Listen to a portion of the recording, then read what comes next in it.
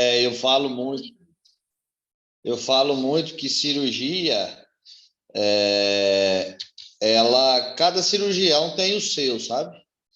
Então, assim, às vezes vocês vão ver algumas coisas que eu faço aqui que outro colega faz diferente, tá? Então, não significa que um tá certo ou o outro tá errado, tá?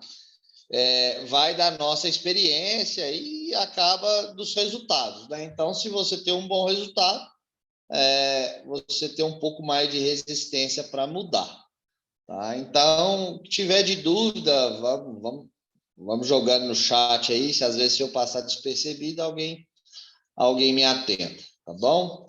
Então, vamos lá, vamos começar a nossa palestra. Deixa eu só ver aqui como é que eu vou. Não tem como a gente falar de cirurgia sem falar de anatomia, né? Então, a base de tudo aí, né, a nossa velha e boa anatomia, tá? Por que a anatomia é importante? Para a gente já tentar colocar esse cavalo na mesa, quando tomar a decisão desse paciente ser cirúrgico, a gente já tem em mente, tá, o que nós vamos encontrar lá dentro. Apesar de chamar celiotomia ou laparotomia exploratória, né, para explorar, mas a gente tem que abrir esse abdômen já imaginando o que nós vamos encontrar. E para isso a gente tem que ter essa anatomia muito bem definida, muito bem clara na nossa cabeça. E uma outra coisa importante é que o nosso cavalo vai ter em decúbito dorsal, né? Então, vai estar tudo de cabeça para baixo. Então, isso aí é outro ponto importante, né? Então, vamos falar de gestão, começa na boca, né? A boca, esôfago, estômago, então um estômago pequeno, né? Vamos ter o delgado, duodeno, jejum e ilho, o seco dividido em três partes, e a parte que é exteriorizável, né? Que a gente consegue retirar da cavidade é o ápice do seco, então vocês vão ver que é o primeiro que sai, tá?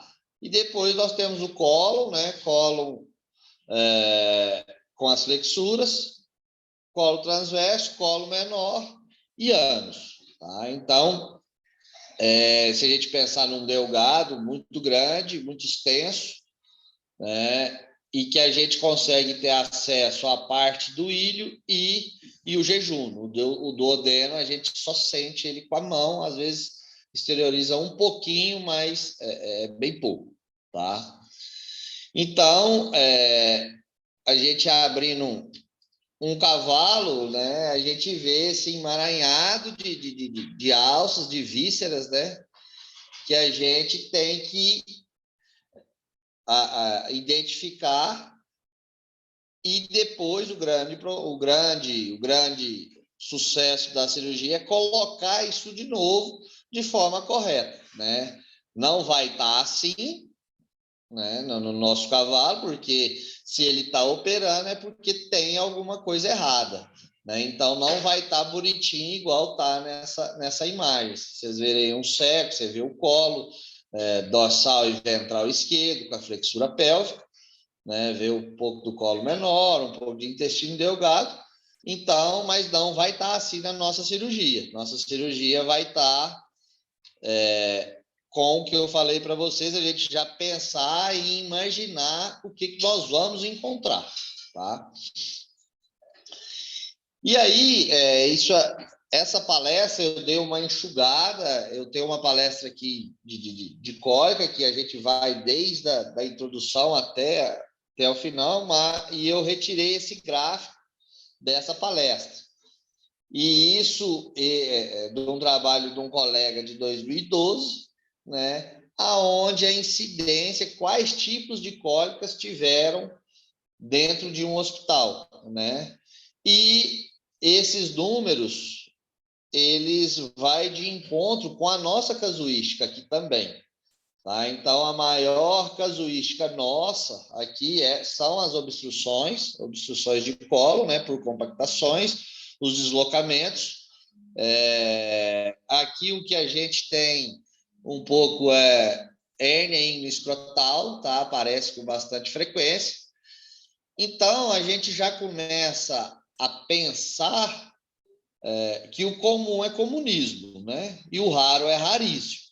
Então, as maiores causas de cirurgias de abdômen agudo aqui no nosso hospital são sim as compactações, tá? De cólon maior. E aí, junto delas, vem, às vezes, alguns deslocamentos por conta de gás, né? E algum envolvimento aí de delgado, tá? Então, isso já é o nosso primeiro ponto.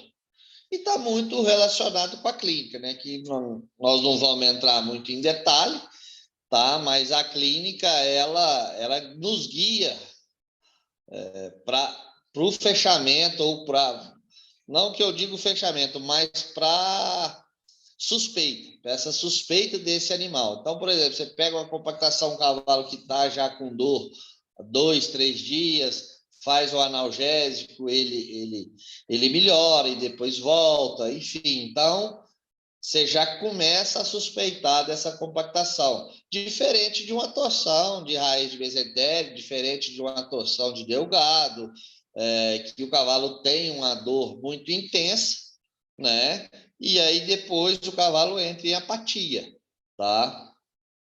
Então, só para vocês terem em mente já esse gráfico, que a maioria das cirurgias, pelo menos aqui na nossa região, e eu acredito que seja também dos outros hospitais, é sim as compactações, tá? E não vamos esquecer que o nosso paciente, ele pode ser clínico e virar cirúrgico, tá? Ou ele pode ser cirúrgico e virar clínico. Então, um exemplo de um paciente clínico que vai uma compactação, que tem um deslocamento, e um paciente cirúrgico clínico que virou clínico, por exemplo, o encarceramento nefroesplênico. Tem uma técnica de rolamento, tem às vezes encarcerou pouco, e aí o caminhão dá aquela ajudada, tem alguns procedimentos aí de rolar, de subir barranco, descer barranco, que pode desencarcerar esse colo. Não é comum, mas pode acontecer. Tá? Então, vamos lá. A primeira coisa que a gente tem que ter em mente antes de abrir um cavalo é se essa cólica ela é obstrutiva ou estrangulativa. E o que nos vai falar? A clínica, né? A nossa anamnese, os nossos exames complementares, o grau de dor do cavalo, enfim. Então, a gente já abre esse animal já com essa suspeita. Pode ser que tenha as duas? Pode. Pode ser que tenha uma ou outra? Pode também. Tá? E às vezes a gente tem, por exemplo, compactação de colo, um volvo de delgado e compactação de colo menor. Né? Então, nem sempre, para falar a verdade para vocês, acho que é muito raro ter só uma patologia. Né? Normalmente vem 2 ou 3. A gente brinca até caixinha de surpresa, né? Principalmente delgado. Tá? Então, a gente já tem em mente isso antes de abrir nosso cavalo. Pega uma água para mim, só. Tá? Aqui uma imagem aí, à minha direita aqui, uma compactação muito grande de colo, tá? Um cavalo aí de uns 10 anos, né? Então, uma cólica obstrutiva, nós tiramos esse colo e lavamos, e no outro lado, na outra imagem, um vôlulo de delgado, um estrangulamento, né? E aí sim fazer a enterotomia e anastomose desse paciente. Então vamos lá, vamos entrando já aí na própria cirurgia, preparação do nosso paciente, tá? Às vezes, na correria, o paciente às vezes chega muito no estado crítico, então às vezes não dá tempo de fazer todas essas coisas. Mas o importante é fazer, sempre lavar a boca desse animal antes de descer para a sala de indução, lavar os cascos, tá? Canular já está com catéter central ou catéter normal. Normalmente eu já vi alguns colegas já descerem com o paciente depilado, né? Já feita a tricotomia, e aqui no hospital a gente opta por fazer a tricotomia na mesa, tá? Então, na hora que esse paciente é colocado na mesa, a gente coloca as luvas de palpações nos membros posteriores e luva de procedimento nos membros anteriores. A tricotomia, chamando muita atenção para uma tricotomia muito bem feita, muito cautelosa, para não, a gente brinca para já não ir abrir na barriga do cavalo, né, com feridas, porque se a gente pensar, nós vamos ter uma linha de sutura lá na frente. Então, quanto menos processo inflamatório tiver disperso aí em volta dessa nossa ferida cirúrgica, melhor, né? Então, fazer uma tricotomia com a lâmina boa, na medida do possível, com calma, né? E aí, uma antisepsia bem feita, que a gente usa muito a clorexidina, tá? E lava com soro. Então, tem pessoal, eu já vi vários profissionais aí usarem o PVPI, o tópico, né? O iodopovidina tópico, e tira com álcool. Aqui a gente não usa isso assim. Tem alguns trabalhos já falando que o álcool, pós o PVPI ou pós a clorexidina, ele é um pouco prejudicial, então a gente lava sempre com soro.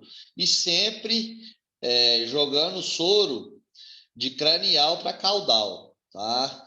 E aí, aqui no nosso caso, as meninas aqui, as veterinárias, vai escovando com a buchinha, com aquela buchinha de clorexidina, e aí depois vem, joga o soro e ela passa uma compressa cirúrgica, né, de cranial para caudal, tá? E depois vem a colocação dos panos cirúrgicos, tá? Que normalmente aqui a gente usa tanto o pano verde de tecido como aquele azul descartável. Eu particularmente, vocês vão ver, acho que tem uma foto nossa operando ali, que eu gosto de deixar bem pequeno ali aonde eu vou fazer minha incisão. Tá? Tem profissionais que gostam de deixar maior aquele campo operatório. Eu prefiro deixar menor. Tá, e tá vendo? Até a linha de incisão aí, uma linha de incisão pequena. Um questionamento, então, eu desde a época de faculdade, a gente sempre ouvia falar em laparotomia exploratória, né? Então tem essa divergência.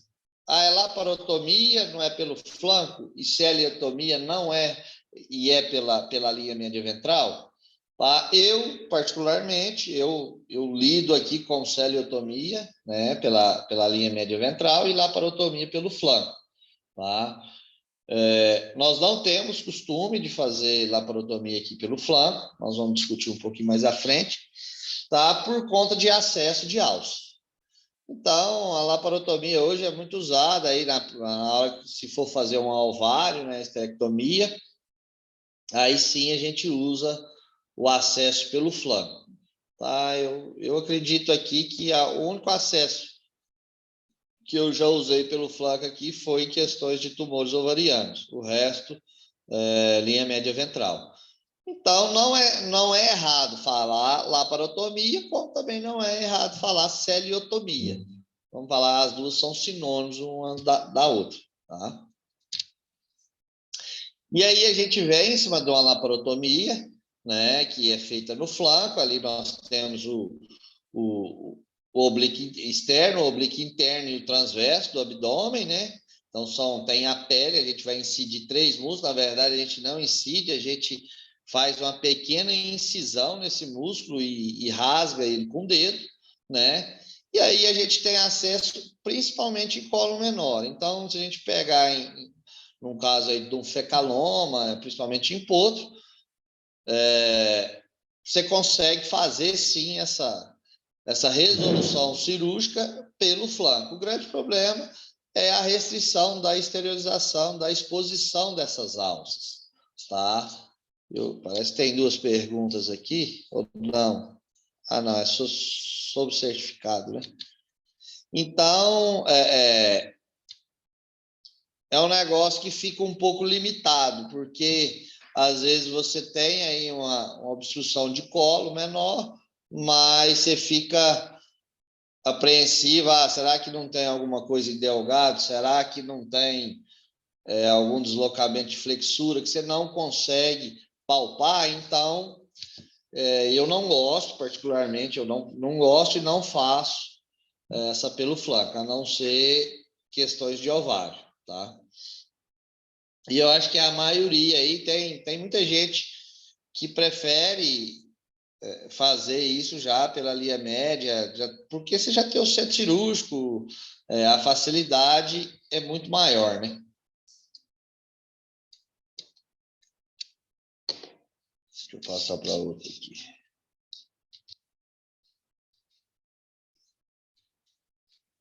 Então, tá aí a nossa celiotomia exploratória, né, pela linha média ventral, aonde nós temos acesso a quase todos os segmentos do intestino, né, como um todo. Então, nós temos uma restrição de estômago, o estômago não é exteriorizável, tá? Temos uma restrição aí de uma parte do duodeno, do ilho, próximo à válvula ilho-secal, a base do seco, colo transverso e ao reto. E a gente fala que o cirurgião ele tem que ter olhos nos dedos, né? Então, muito desses aí a gente vai palpá-los, né? Então, nós vamos falar um pouco mais à frente, vocês vão ver que o colo transverso, que é onde para a maioria dos enterólitos, e aonde também se for dá início a compactações, principalmente em colo dorsal, então ele não é exteriorizado. Quando que eu vou palpar ele? Quando eu fazer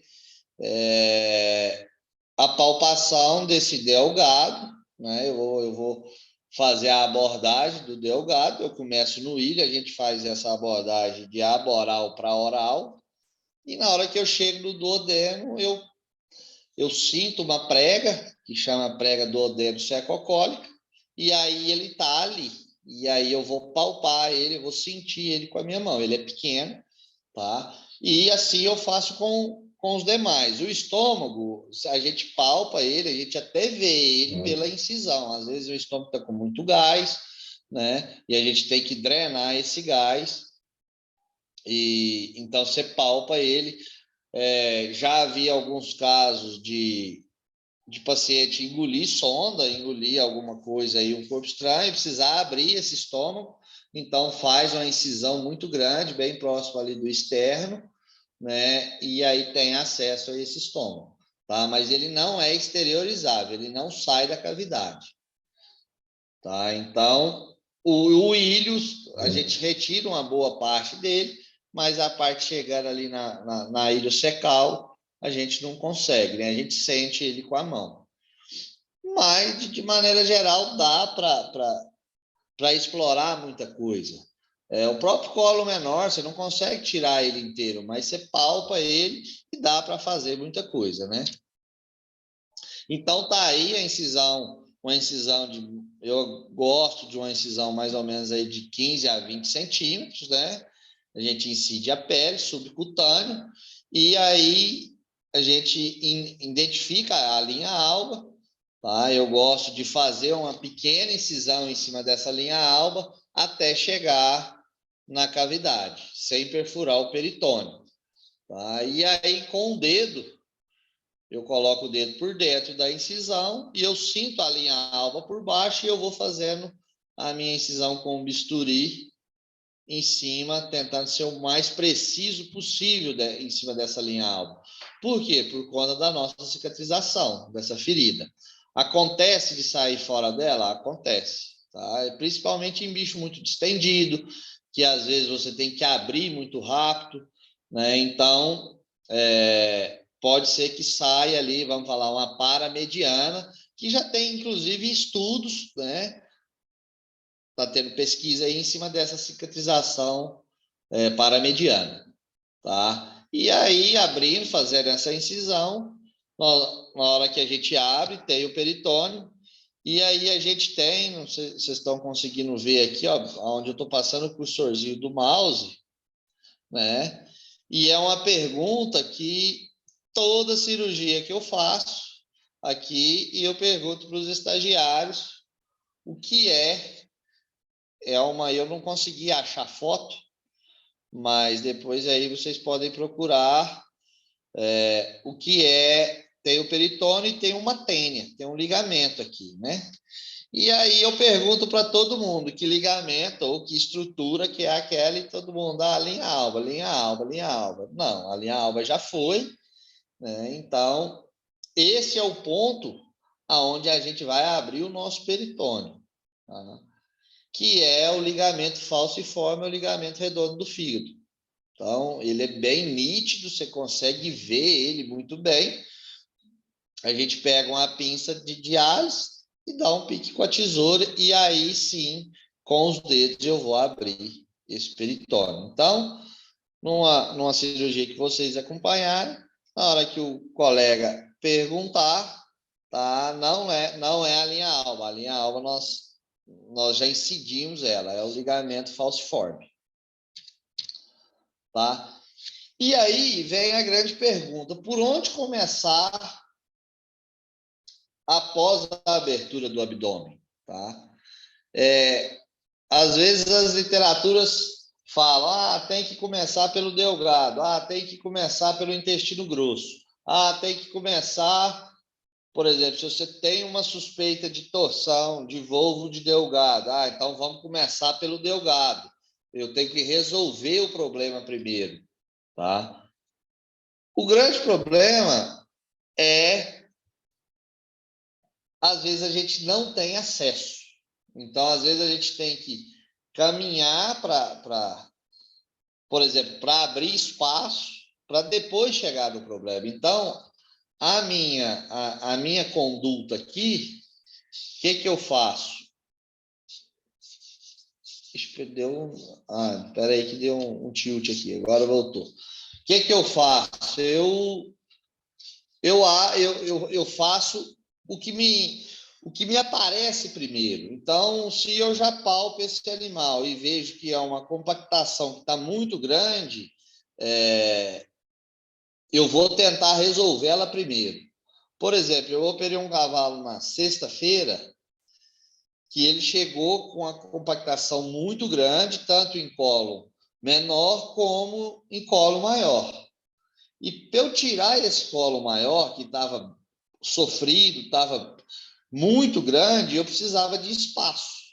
Então, o que eu fiz? Eu peguei o colo menor, fiz a enterotomia desse colo, lavei, suturei, voltei ele para dentro, e aí sim eu tirei o cólon, o ventral, o dorsal e a flexura pélvica. Então, eu precisei abrir espaço.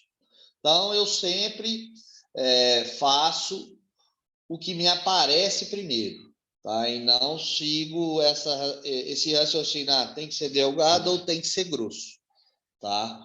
Essa é uma opção minha. Então, por exemplo, às vezes a gente faz, o animal tem a compactação, e aí na hora que você está mexendo em delgado, você acha uma surpresinha lá, você pega um encarceramento, né, em floramento plóico, pega um volvo, entendeu? Então, às vezes você acha que você já está acabando a cirurgia e ainda tem muita coisa, tá? Então, a nossa opção aqui seria essa. E aí, o que sai primeiro?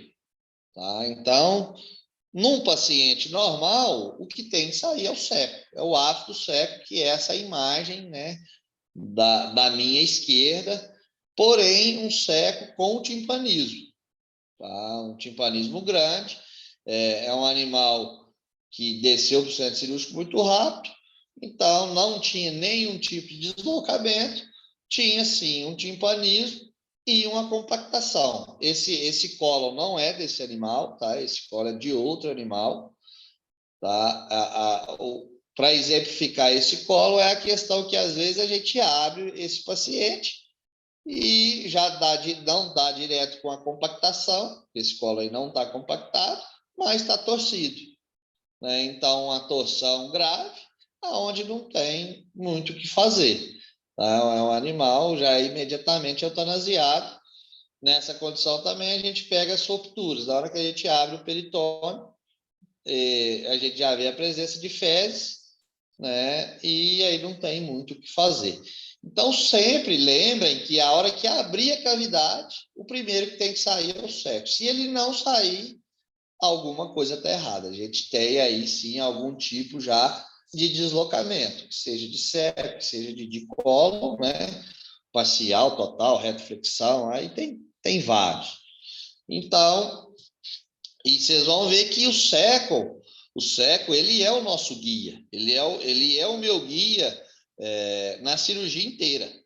Porque, se a gente lembrar da anatomia, o seco tem quatro tênis, né? Tem a ventral, a dorsal, que é a iliocecal, ou iliocecal, né? Tem a lateral, que é a nossa secocólica, e tem a medial, tá?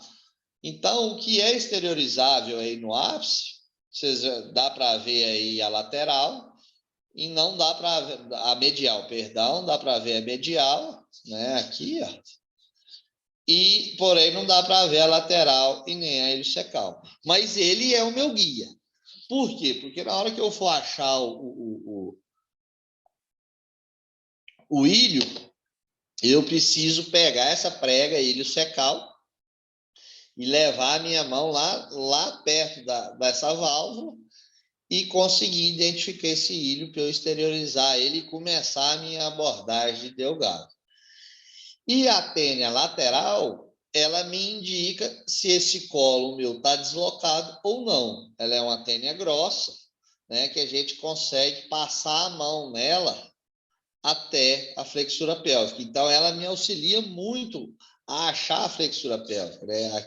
Aqui é a flexura pélvica, né? Que é a que eu tenho que pegar lá dentro da cavidade e exteriorizar ela primeiro, para eu conseguir tirar esse colo por inteiro. Quem lembra naquela foto que eu estou abraçando o colo, eu tirei a flexura e aí depois eu abraço ele. Então, essa tênia secocólica, ela que vai me auxiliar aonde está essa flexura, tá certo? Então, e ele tem cirurgiões que gostam de trabalhar com o seco totalmente a cirurgia inteira do lado de fora. Eu, particularmente, eu não gosto.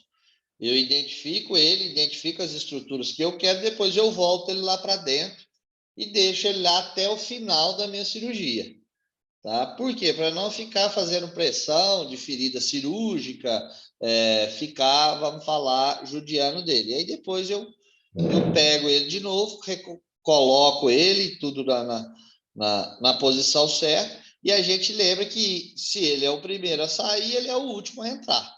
Né? Então, ele tem uma prega, tem a prega secocólica, né, que é a junção do seco com o colo, e ela me guia, é um importante ponto que eu vou colocar, que eu sei que o meu colo está colocado de maneira correta. Tá? Eu já tive um caso aqui que eu coloquei esse colo, mas na hora que eu fui fazer a inspeção final, eu não estava conseguindo ver essa prega. E eu falei, tem alguma coisa errada, né? E aí vamos tirar esse colo todo de novo e acabou que ele torceu, ele estava torcido. Então, se eu não tivesse feito a inspeção e não tivesse atentado para essa prega, ele iria ficar torcido, esse paciente meu ia levantar já com dor. Tá? Então, sempre o ápice do seco com as nossas tênias é o nosso guia. Nós não vamos conseguir exteriorizar a tênia ventral, que é a tênia que a gente palpa, né? Na palpação retal, na hora que fala a tênia do seco, né, que é a ventral, ela não é exteriorizável. Então, igual eu falei para vocês, a gente começa pelo seco. Então, aqui, por exemplo, está um organograma passando para o intestino delgado. Então, a gente achou o seco. Tá? Do seco, o que nós vamos fazer? Nós vamos pegar a prega iliocecal. Acho que tem uma foto logo à frente, e aqui também dá para ver ela aqui, onde eu estou passando o mouse. Você vai guiar o dedo, literalmente assim, ó, em cima dessa prega, vai até no fundo da cavidade e você vai achar o ilho, tá?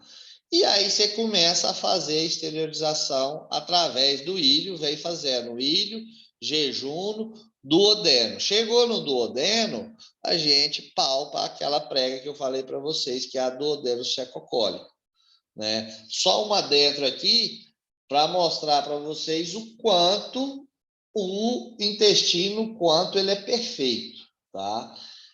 Que essa tênia comunica? Ela comunica o duodeno, o colo e o colo transverso. Para quê?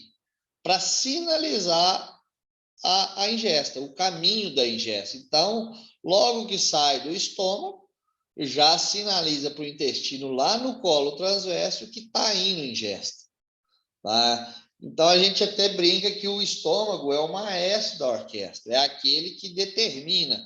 Tanto é que várias vezes alguns de vocês já puderam presenciar sobrecarga gástrica, que nada mais é que às vezes o animal ingere alguma quantidade de ração que produziu uma certa quantidade de gás, distendeu esse estômago e parou tudo, para tudo. Na hora que você lava o estômago, tira esse excesso, volta à motilidade. Então, ele sim é o maestro.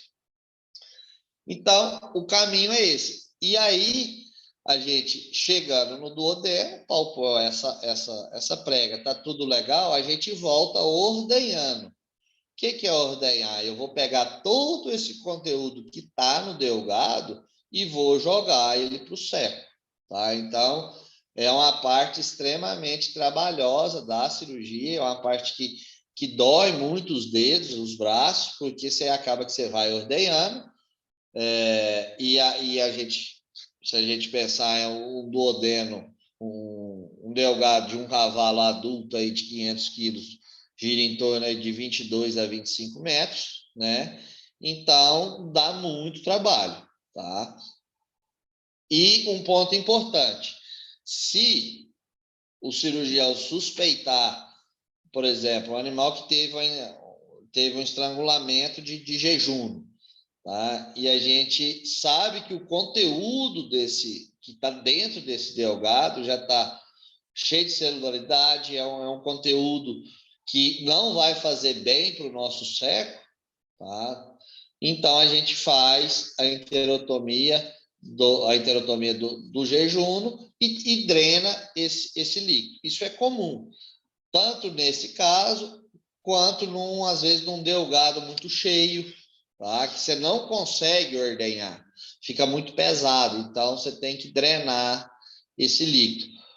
Num caso, às vezes, de compactação de ilho, tá? A gente abre, faz uma abertura no jejum e coloca água e drena, entendeu? Então, assim, é uma parte da cirurgia que requer bastante trabalho, tá? Mas lembre-se, a abordagem você faz de aboral para oral e depois a ordenha você vai fazer de oral para aboral, tá? Sentido seco.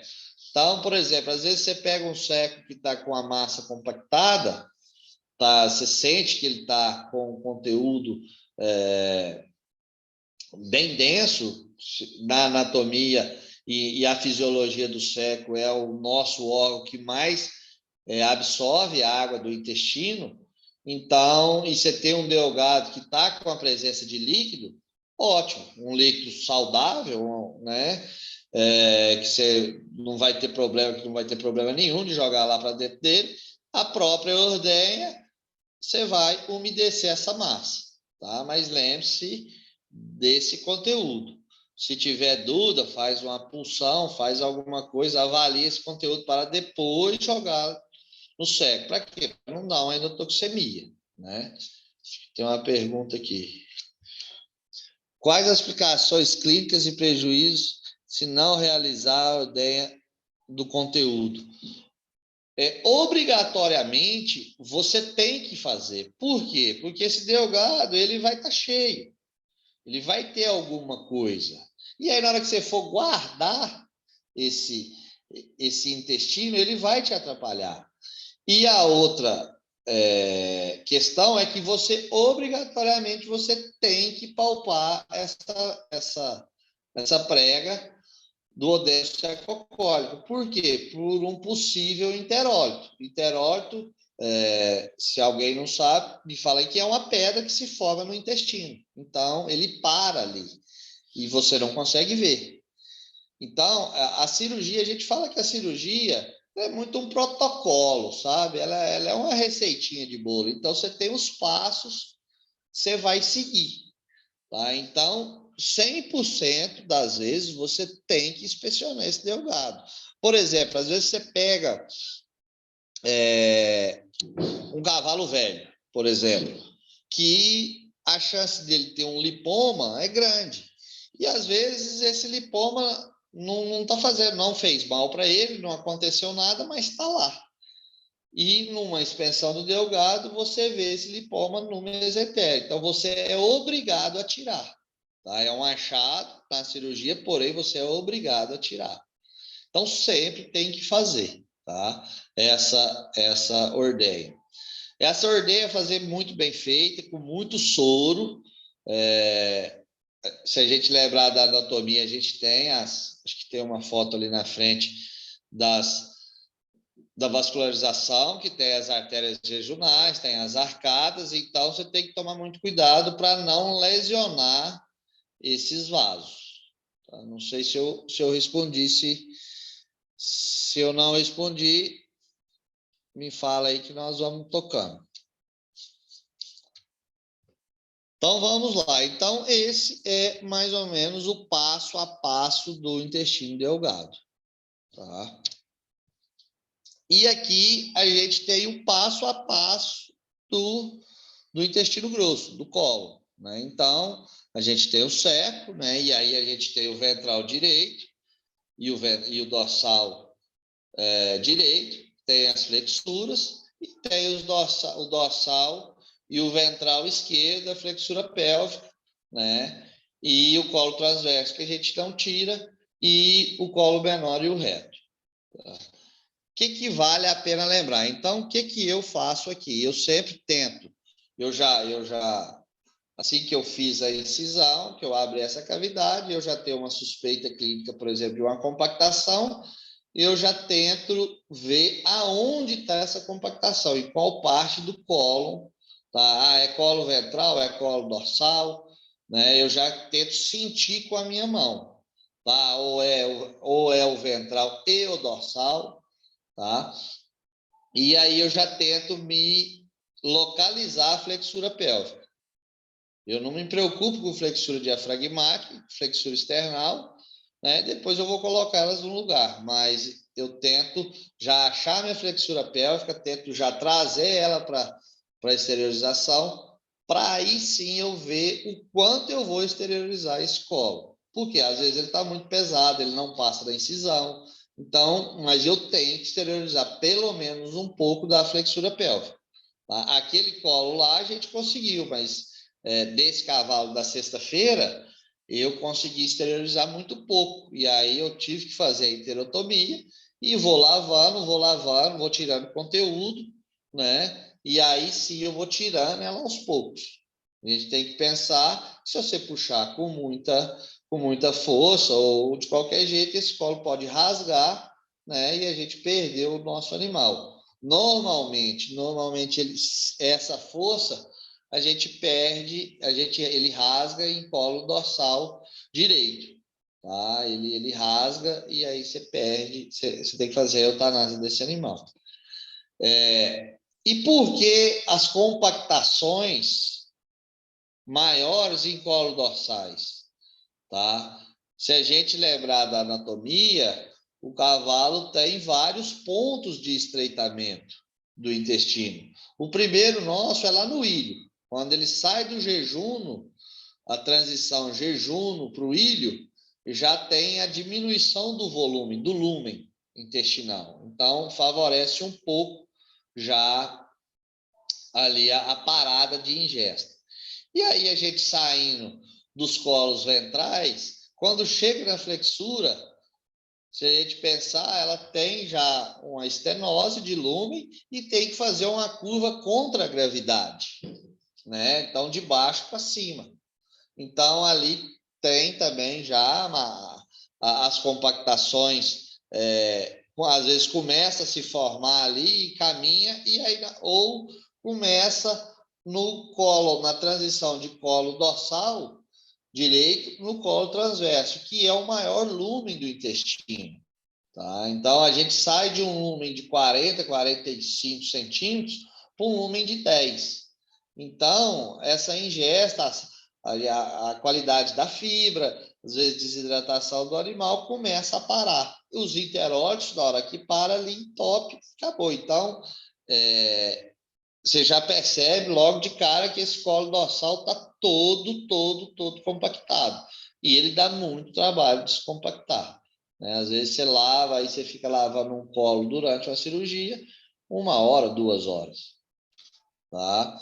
Por exemplo, o enterólito que a gente às vezes achou lá na palpação do colo transverso, a gente tem que ordenhar ele para esse colo dorsal, esse colo que tem esse lume muito grande, né? E abrir o colo e tirar.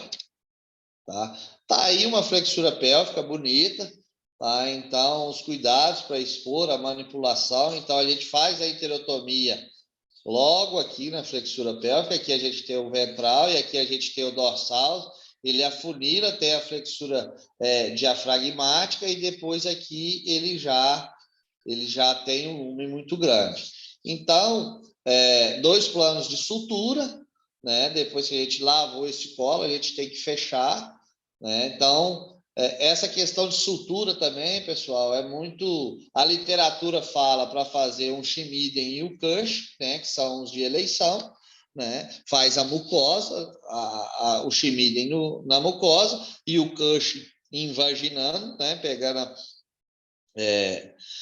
as outras 2 camadas, mas eu já vi profissional fazer simples contínuo, tá? Nos 2 planos. Deu certo, já vi profissional fazer simples contínuo em um plano. Tá? Eu não arrisco, eu prefiro fazer 2 planos, né? E para ficar um pouco mais garantido, a gente faz após, é uma área contaminada, né? Essa abertura, e após essa sutura, a gente lava bastante, eu lavo bastante mesmo, tá? E jogo gentamicina, peço já terminando a lavagem, o pessoal já põe um soro com gentamicina, eu ainda jogo e jogo rifocina, tá? Na linha de incisão. A cicatrização dessa linha de incisão é muito rápida, com 5, 6 dias você já não vê quase nada. E sempre lembrando também que o fio, né, que nós vamos usar aí é um fio absorvível, né? Aqui a gente usa o Vicryl 2 zeros. Para delgado eu uso 3 zeros, tá? Então, exteriorizou, lavou, né? E aí depois o meu auxiliar, ele me devolve esse colo e eu vou reposicionar ele lá dentro. Tá aí aquele cólon daquela primeira foto. Eu só quis mostrar para vocês aí a mucosa, o jeito que já estava a mucosa desse animal. Tá? Não tem muito o que fazer. A amputação de cólon, pessoal, é muito complicado. Tá? Não é que é inviável. O pessoal faz, você pegar aí do meio, no nível das flexuras aí externais e diafragmáticas, dá para fazer uma amputação, mas a sobrevida desse paciente aí ao longo do tempo, ela cai muito, sabe? Então, é muito complicado. E normalmente esse colo torce, torce na base. E aí, que foi nesse caso, aí não tem muito o que fazer. Mesmo que o proprietário queira, não tem chance nenhuma de vida do animal desse. Tá? E aí, ó, mostrando a lavagem, né, a enterotomia desse colo, a gente entra com a mangueira aqui, né, e fica um outro auxiliar com a outra mangueira drenando, né, jogando esse conteúdo, tá? Aqui tá as suturas, né, 2 planos de suturas, e como que nós vamos fazendo? Esse auxiliar, ele vai levando a mangueira, né, ao meu pedido, ó, vem no dorsal, ó, vem no ventral. Aí eu lavo um, lavo o outro, né? Eu não lavo um inteiro e depois lavo o outro inteiro. Eu vou tentando lavar os dois iguais, até caso eu precisar exteriorizar mais ainda esse colo, né? Então eu tento levar mais ou menos desse jeito. E aí a sutura com o Vicryl. Lembrando o Chimiden na mucosa e o Kirsch, que é invaginante, no segundo plano. Tá? Esse é um paciente aí, isso aqui ó, é um interólito, não, perdão, um fecaloma em colo menor, aqui está o colo, né? Mas isso aqui é um fecaloma em colo menor. Eu pus essa foto, ela é muito clássica, que é em potro e com muita distensão. Então, aqui na nossa região, tem muita silagem, né? Muito manga larga. Então, tem até um potro operado no hospital, que operou na sexta também, né?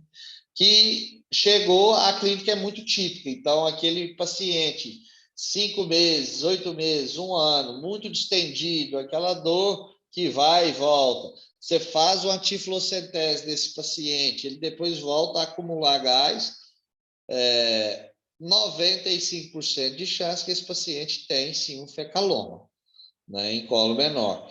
E, normalmente, tem uma compactação em colo maior, tá? Então, o que a gente faz com esse fecaloma? O que eu gosto de fazer? Na hora que eu identifico ele, assim que eu abro o paciente, às vezes a gente já com a mão já localiza ele. Então, eu não me preocupo com ele nesse momento, tá? Vejo que ele está lá, eu vou expor esse colo, vou lavar esse colo bastante e deixo ele quietinho.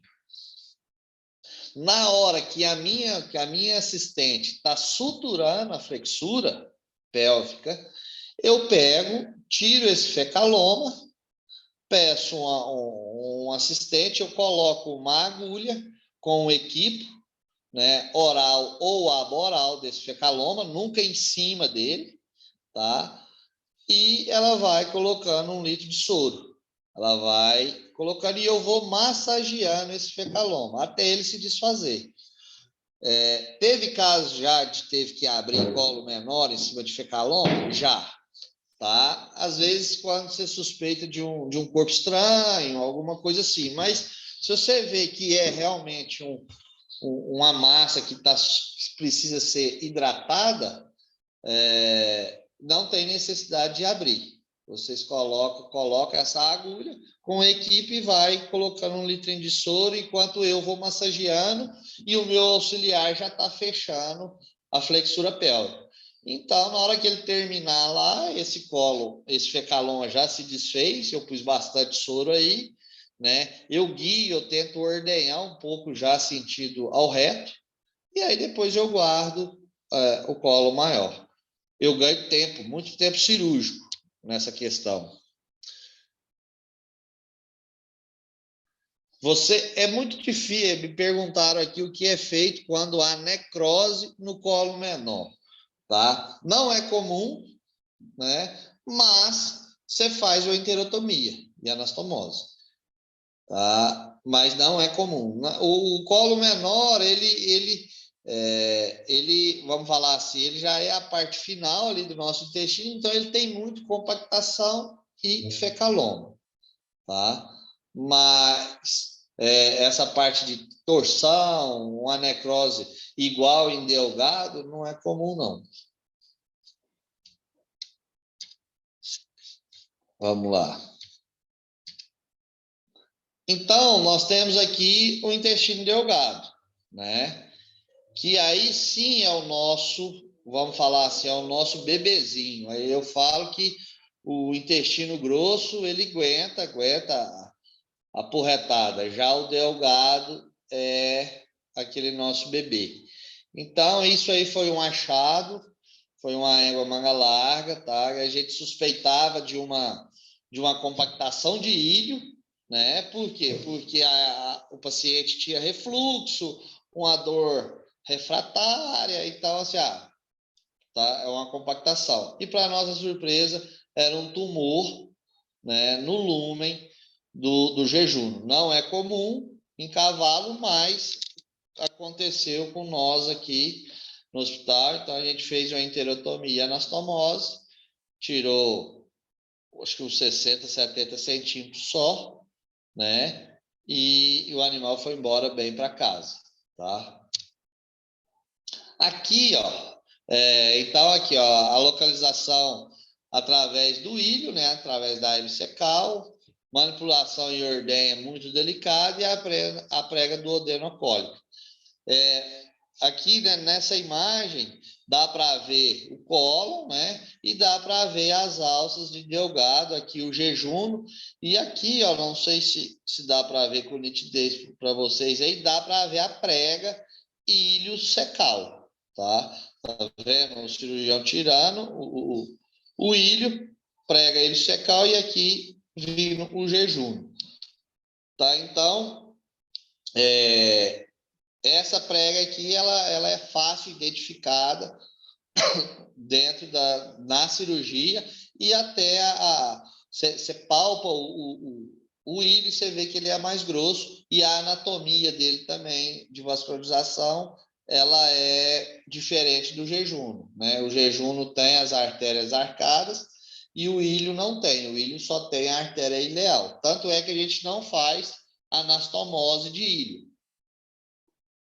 Se a gente tiver aí um problema no ilho, né, a gente faz o bypass, que é a ligação do jejum no septo. Né? A gente tem que amputar esse ilho, porque a gente não consegue ligar os vasos, tá? Outra que a gente, outra patologia, outro tipo de cólica que é comum aqui, que a gente já entra sabendo o que é o encarceramento escrotal. Vocês veem na figura da direita aí a alça de jejum e o testículo do paciente, tá? Comum e no ultrassom também. Dá para ver bem a diferença. Então, é comum em paciente manga larga, principalmente manga larga paulista, que tem esse anel inguinal muito grande, e aí normalmente é pós uma cobertura, né? E por pressão, esse ilho ou jejum, é mais comum, o ilho entra dentro da bolsa escrotal. Então, é um paciente que tem que ser encaminhado imediatamente para o hospital para ser operado. Tá? Isso aí não se resolve clinicamente. E aí o cirurgião, esse paciente, eu me lembro, era até uma manga larga, não era paulista, era manga larga normal. A primeira coisa a se fazer é castrar o animal. A gente tem que tirar o testículo e aí a gente vê se consegue voltar essa alça ou não pelo anel. Se não conseguir, a gente abre o cavalo, de todo jeito vai abrir, né? Abre o cavalo e volta essa alça, tá? Aqui só para vocês verem aí uma enterotomia anastomose, né? Então, a gente usa as pinças, chamam pinças de Doyen, que são pinças intestinais, né? E fez a ressecção daquele segmento. Normalmente eu gosto de trabalhar com 50 centímetros pós-lesão, né? Tanto de um lado quanto de outro. E aí faz a sutura, faz um primeiro ponto de ancoragem na borda mesentérica e outro ponto de ancoragem na borda antimesentérica. Aqui nós usamos o fio 3 zeros e o ponto Lambert. Então, aqui é um plano de sutura só, o Lambert, que é um ponto separado, invaginante. Então, se alguém lembrar aí, é aquele que você entra longe, sai perto, pula a incisão, entra perto e sai longe. Tá? a gente não consegue fazer 2 planos de sutura, porque a gente vai estenosar muito esse lumen. Então, é um paciente que já, no enterotomia anastomose, é um paciente que já vai nos dar muito trabalho, com refluxo, um pós-operatório mais delicado, então, é um plano de sutura apenas. Já vi cirurgiões fazer simples contínuo? Já, tá? Mas o que a literatura manda, é o que a gente segue aqui também, a gente faz o Lambert com 3 zeros. E aí você fecha o mesentério também com 3 zeros, e aí sim no mesentério você faz um simples contínuo, tá?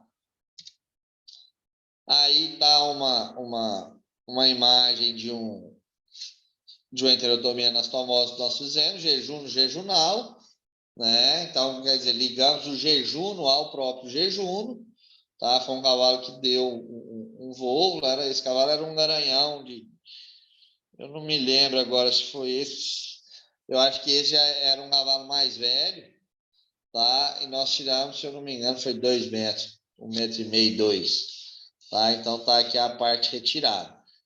Aí a imagem do meio, a anastomose e a sutura do mesentério. Esse bypass aqui é igual eu falei para vocês. Se a gente precisar ligar o jejum ao seco, então você faz o bypass.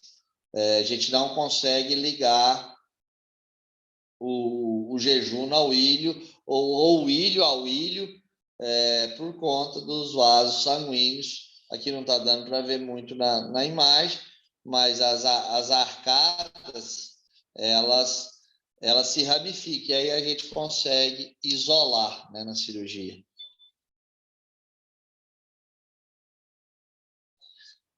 Então, o aumento, a sua pergunta seria a retirada do aumento? Ele me perguntou se nesses casos é interessante fazer a aumentação. Aumentalização? Não entendi. Tá? Suturar o aumento da alça? Não entendi. Se puder fazer, mas se for alguma coisa ligada ao aumento. Tá, sim, você suturar o aumento para estimular a cicatrização. Não tem necessidade. Por quê? Porque isso aqui eu já tive paciente aqui. Teve uma vez nós tivemos um potro a gente fez a enterotomia anastomose e ele não aguentou o pós-cirúrgico, sabe? Com 7 dias ele morreu. E aí na necrópsia a gente foi ver como estava essa sutura, a gente quase já não via ela mais. Então a cicatrização é muito rápida, a mucosa cicatriza muito rápido. Então eu não tenho essa experiência, né, de colocar. Eu simplesmente faço essa sutura e eu vou preocupar com o pós-operatório aí, principalmente em motilidade, tá? Mas é muito rápido. Se tiver a oportunidade de fazer a necrópsia de um paciente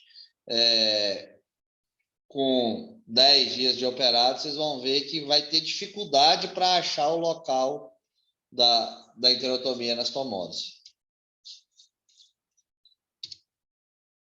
Então, vamos lá. Já partindo para a parte final, cuidados importantes que nós temos que ter durante a cirurgia. Manter as alças intestinais sempre úmidas e limpas. É uma coisa que a gente bate pesado aqui, questão do soro, tá? Então, eu ponho uma pessoa por conta de soro, então joga soro o tempo inteiro. Eu não quero essa alça ressecada.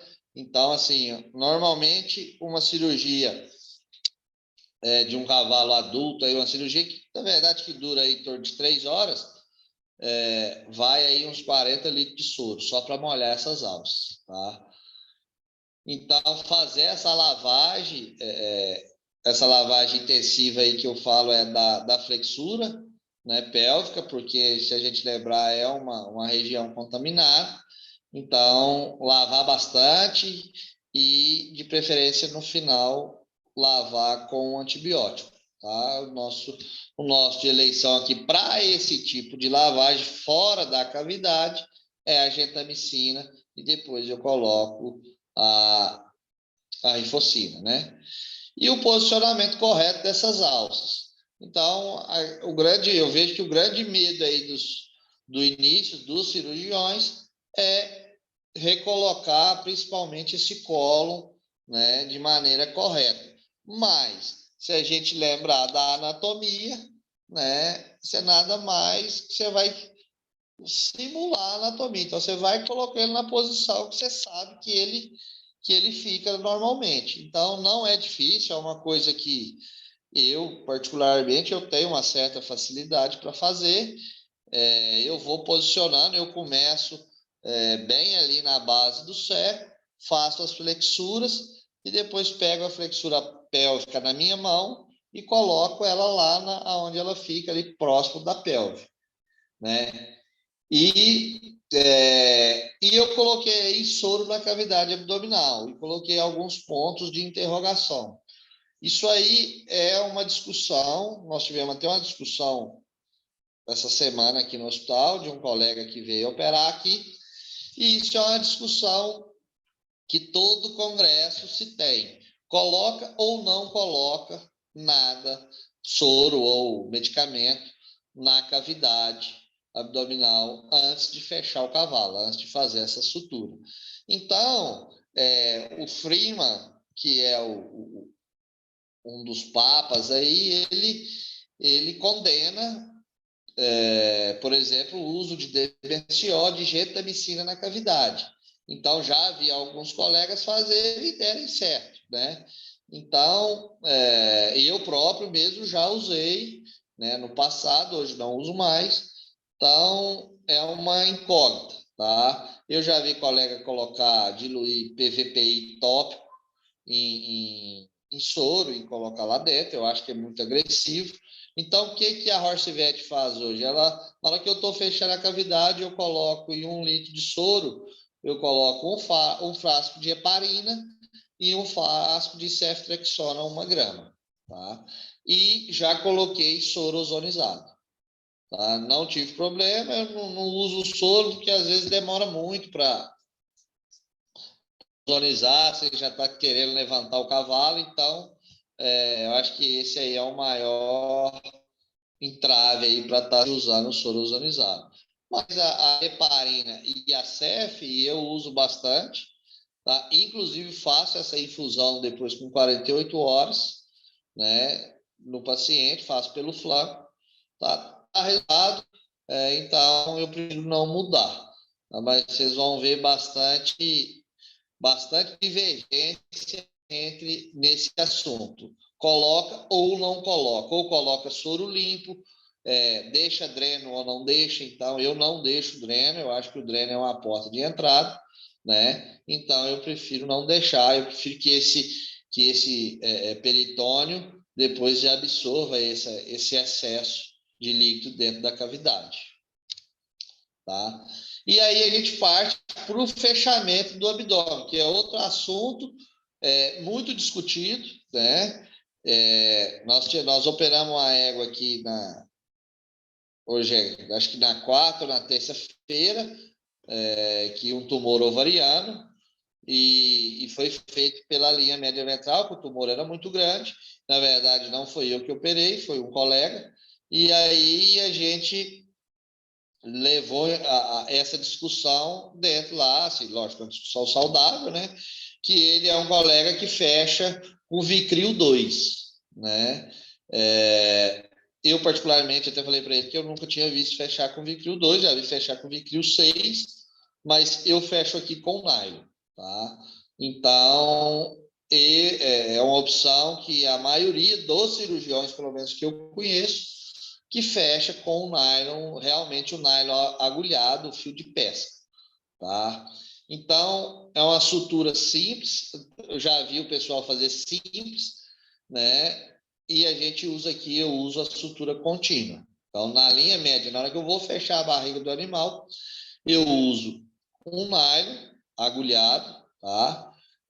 E faço simples contínuo. Porém, eu faço com interrupções. Tem uma parada que chama parada americana, tá? Então, eu faço ela a cada 5, 6 pontos, eu faço essa parada. Então, tem, por exemplo, esse colega que operou, ele começa sentido cranial, caudal cranial, e ele para no meio da incisão, e depois ele começa uma outra sutura de cranial para caudal e encontra os nós no meio da sua incisão, da sua ferida. Eu prefiro fazer uma incisão contínua, tá? Usando essas paradas.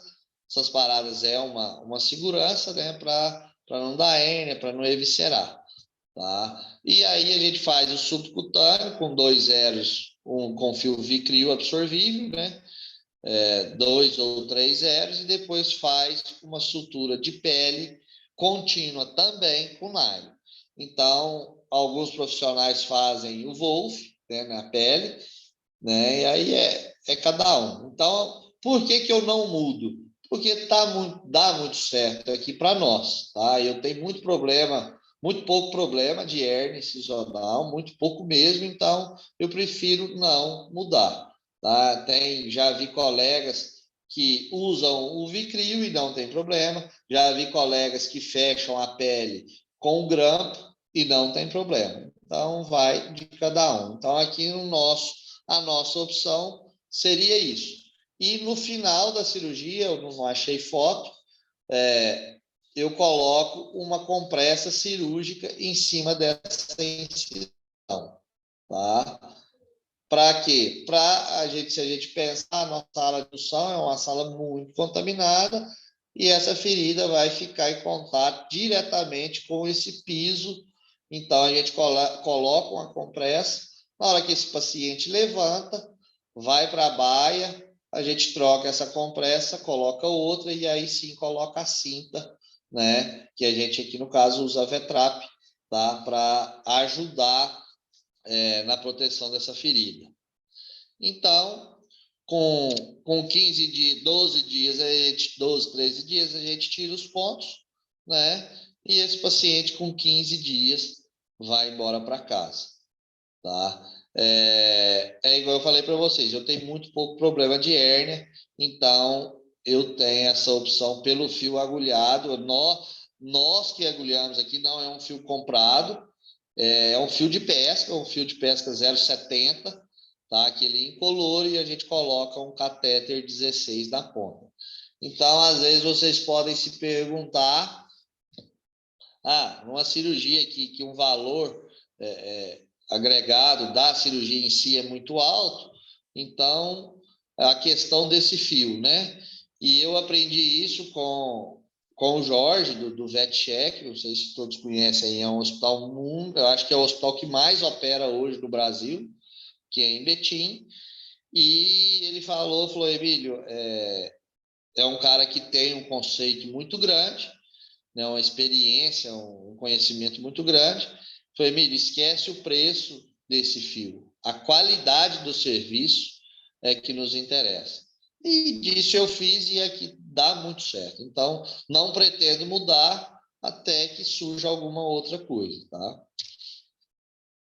E aí, né, fechamos a barriga desse nosso paciente, né? Esse paciente nosso recuperou e já está na baia. A gente vai ligar para o nosso proprietário e sim falar do nosso prognóstico, como que foi essa cirurgia. O Frima fala que o que mais mata cavalo é a cólica, né? Então, a gente tá aí, vive com isso no dia a dia. E sempre uma cirurgia, ela é um prognóstico reservado a desfavorável, principalmente se a gente precisar fazer uma enterotomia anastomose, jejum jejunal, ou se precisar fazer um bypass, se precisar mexer em delgado. Eu sempre trato dessa forma. Precisei mexer em delgado, o prognóstico piora muito, tá? Se for uma compactação, se for um fecaloma, o prognóstico ele é bom.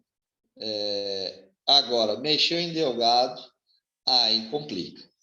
Tá? Mas sempre deixar o proprietário ciente, né, das complicações que podem vir, por exemplo, uma complicação de ferida, né? Pode vir uma hernia incisional, e aí a gente tem que colocar uma tela no futuro.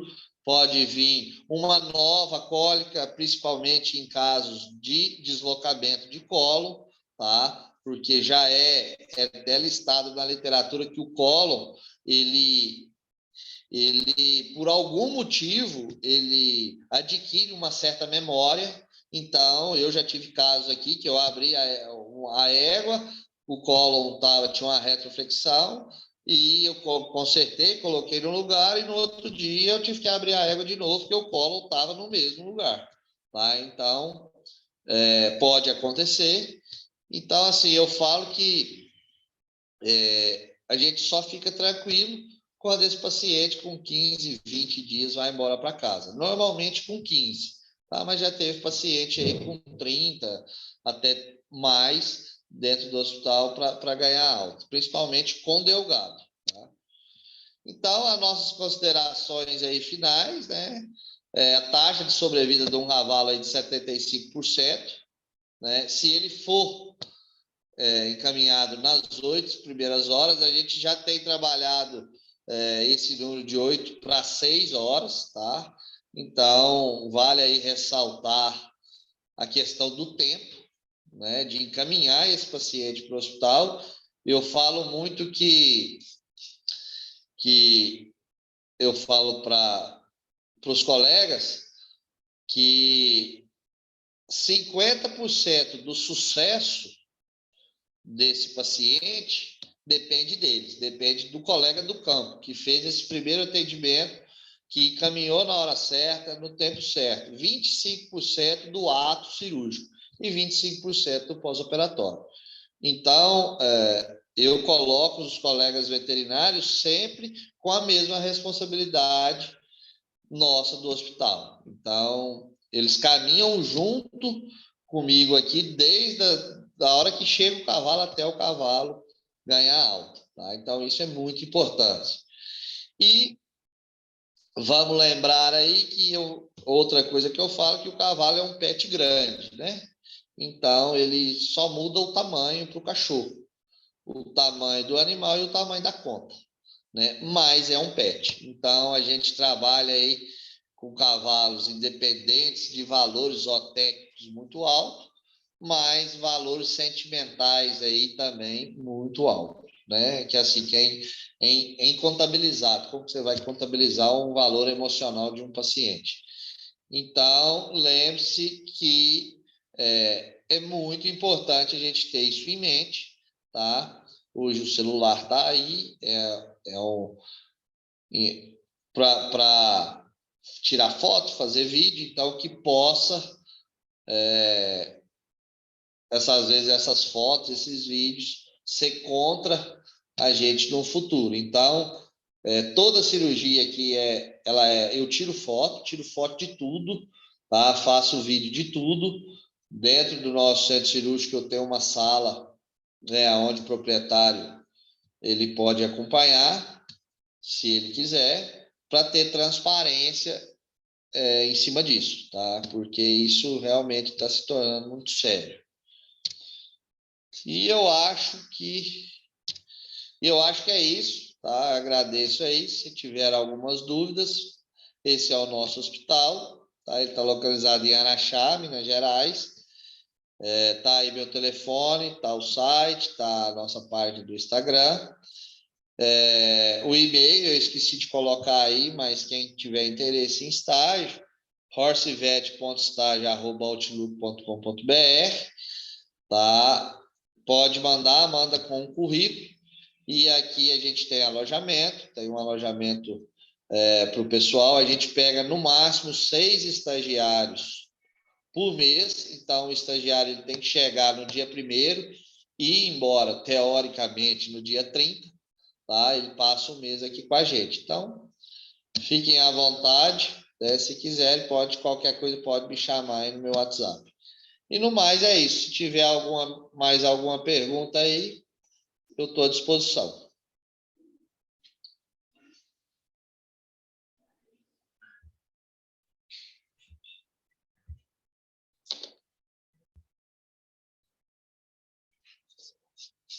A pergunta do Luiz foi: por que é tão ideal nos atentarmos à cicatrização na linha alba? É algo relacionado ao fato de ser aponeurose dos músculos abdominais e por isso tem uma cicatrização em tempo menor ou mais bem-sucedida? Vamos lá. Na verdade, o grande problema da cicatrização, o nosso grande medo é o quê? É a hérnia incisional. Tá? Então, que a gente gosta de fazer? Na hora que eu vou fechar, lembrando que eu fiz essa linha, essa incisão o mais perfeita possível em cima da linha alba, né? Então, as aponeuroses, o músculo reto do abdômen já estão um pouquinho de lado, então eu tento não pegar ele, né? Fazer sim essa linha alba. E o grande lance é o uso do fio, essa contaminação e a pressão que a gente coloca no fio, tá? Se você apertar muito, você pode causar uma necrose, né? Então, se você deixar frouxo, você pode causar uma evisceração. Entendeu? Então, sempre ter. Aí isso é mão, né? A gente vai apertando, né? E vai ajustando. Na verdade, não vai apertando, vai ajustando esse fio. E o que eu faço depois aqui? Sempre pensando na hérnia incisional. O grande problema nosso da incisão é essa bendita dessa hérnia. Que o que? O proprietário já gastou uma grana com a cirurgia e aí depois fica aquela estética feia que ele tem que gastar mais uma grana para a gente colocar a tela. Então, isso é o grande problema, né? E aí, na hora que eu faço a sutura, que eu terminei essa sutura da linha alba, eu lavo bastante com soro, bastante mesmo, e jogo rifocina, e depois faço o subcutâneo e a pele. E aí vem o pós-operatório. Que é a minha recomendação? Tá? Esse paciente vai embora para casa com 15 dias. Porém, ele vai ficar estabulado, né, nos próximos 5 meses. Tá? Eu não libero o cavalo para o esporte, não libero o cavalo para soltar no piquete, para fazer qualquer tipo de coisa antes de 5 meses. Tá? Porque a cicatrização da pele, com 15 dias, ela tá pronta. Mas a linha alba, a cicatrização dela é com 6 meses. Tá? Então, ela demora muito a cicatrizar, porque faz sentido. A gente não tem uma vascularização boa ali naquela região, né? Então, só com 6 meses que eu libero esse paciente para voltar gradativa para o esporte. Mas aí eles questionam, pô, mas 6 meses fechado? 6 meses fechado, o que eu peço para fazer? Pega no cabresto, solta, caminha. Para quê? Para não ter esse problema de hérnia. Tá? Porque se tiver, depois vai ser esse transtorno. Então, sempre tomar cuidado com essa contaminação dessa ferida. Então, por exemplo, deixar sempre fechado, né? Para conta da cama, às vezes o cavalo deita para descansar, então tem a contaminação. Normalmente, se a ferida tiver que dar problema, ela vai dar problema com 8, 9 dias, tá? E aí você já começa a anteceder ali se está saindo muito seroma, se está saindo muito líquido. O que a gente tem feito aqui que tem ajudado bastante é o laser. Tá? A gente faz o laser na incisão cirúrgica. É muito bom mesmo. Tá? Então, é um conjunto de coisas para evitar essa hérnia. Tá? Uma outra coisa importante, às vezes com 10 dias, 15 dias, com 12 dias, né? Aliás, a gente tira os pontos, né? E aí, quando esse paciente nosso ganha alta, a gente não manda esse paciente ligado, né? Que é com a cinta. Então, e aí esse paciente vai fazer força aí no transporte, às vezes ou no trailer ou no caminhão, e pode desestabilizar essa ferida cirúrgica. Então, sempre mandem o paciente ligado para casa, né? Que a gente fala ligado com uma VETRAP, alguma coisa que ajude a sustentar essa incisão. Não sei se é mais ou menos isso que ele quis perguntar, mas é mais ou menos isso que a gente faz por aqui. Show de bola. Se alguém tiver mais alguma pergunta...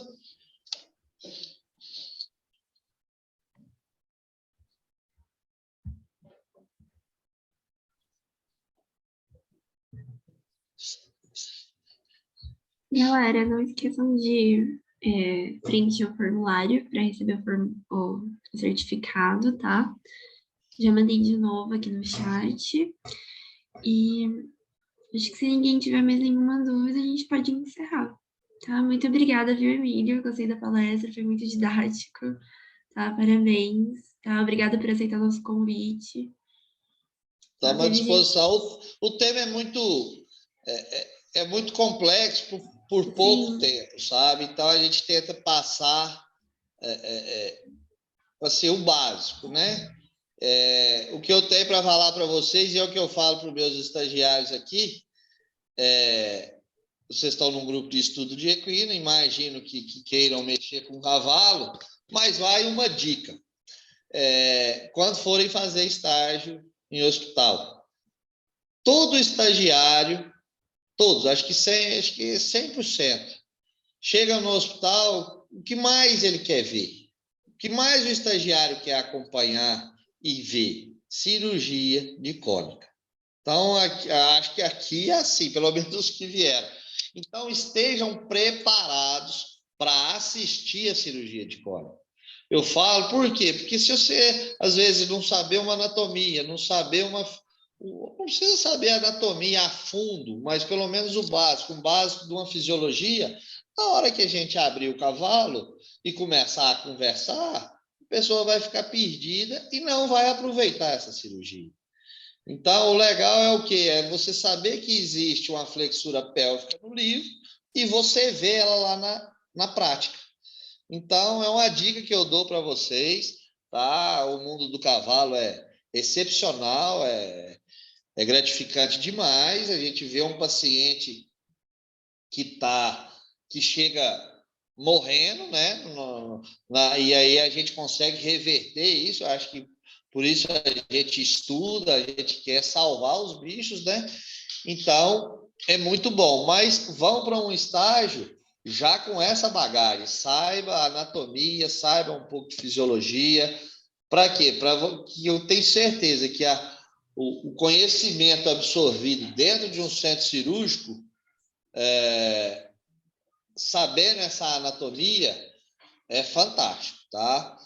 Eu vi a colega falando que já fez estágio aqui, né? Que aprendeu muita coisa. O colega, né? O Matheus, né? E ele pode falar por mim. Eu dentro do centro cirúrgico, eu começo a perguntar. E vou falar para vocês, a minha primeira pergunta, ele pode me corrigir se eu estou errado, é sobre o ligamento falciforme. Tá? É a primeira pergunta que eu faço. Então, e se eu vejo que os alunos estão interessados, a gente conversa a cirurgia inteira. Agora, se eu vejo que não está ninguém interessado, que não vamos lá por tá, então eu vou tocar minha cirurgia e vou acabar ela o mais rápido possível. Então, até a Tainá também, que já fez cirurgia aqui ao estágio algumas vezes com a gente, né? E então é isso. A mensagem que eu tenho para vocês é essa: vão para um estágio, se dediquem, né? Perguntem, vocês vão para aprender, e é essa a ideia, mas entrem para o centro cirúrgico, pelo menos se entrar com a anatomia na cabeça, eu acho que já vão aprender muita coisa lá dentro, tá bom?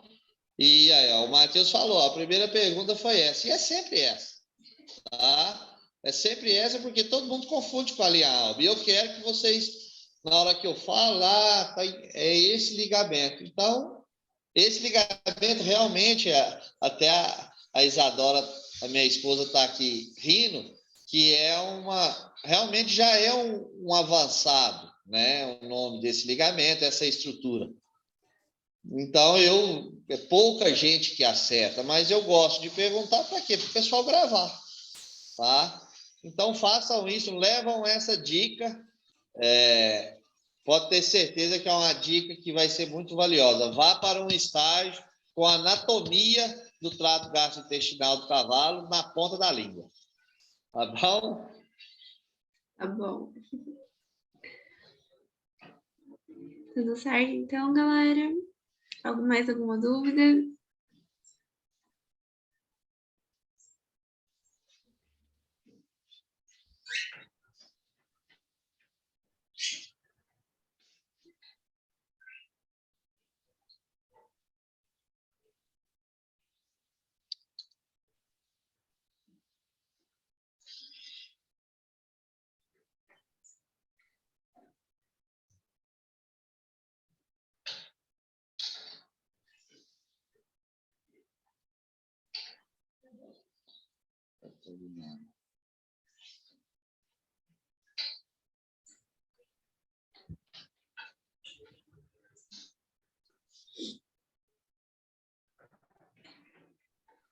Agora é só o pessoal agradecendo mesmo. Eu que agradeço. Estamos à disposição. Tá, muito obrigada, viu, Emília? Foi muito boa a palestra, tá? Parabéns. E acho que vamos encerrar então, tá? Então tá bom. Um abraço a todos aí. Precisar, estamos à disposição. Tá bom. Então, um abraço. Tchau, tchau.